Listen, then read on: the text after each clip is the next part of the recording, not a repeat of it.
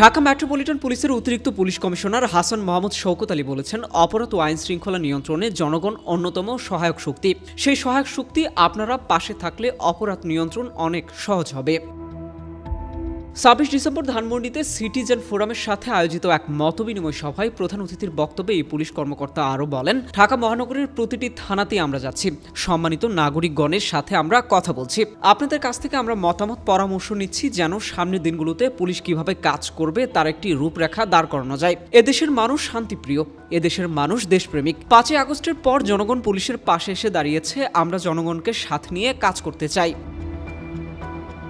অতিরিক্ত police commissioner বলেন, Bangladesh police আইন ও বিধি দ্বারা নিয়ন্ত্রিত একটি সংস্থা। আমরা কেউই জবাবদিহিতার ঊর্ধ্বে নই। আমরা কি করতে পারি না পারি, আমাদের সমস্ত কার্যকলাপ জবাবদিহিতার মধ্যেই রয়েছে। আমাদের জবাবদিহিতা আপনাদের কাছে। আমরা আপনাদের কতটুকু নিরাপত্তা ও সেবা দিতে পারি, এটাই আমাদের জবাবদিহিতা।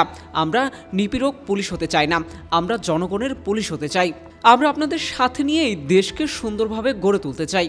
সিটিজেন ফোরামের উদ্দেশ্যে অতিরিক্ত পুলিশ কমিশনার আরও বলেন, আপনাদের বাসায় ও প্রতিষ্ঠানে সিসিটিভি রয়েছে, তার ব্যাকআপ আছে কিনা তা লক্ষ্য রাখতে হবে, যাতে পরবর্তী কোনো ঘটনা ঘটলে আমরা সেই সিসিটিভির সহায়তা নিতে পারি।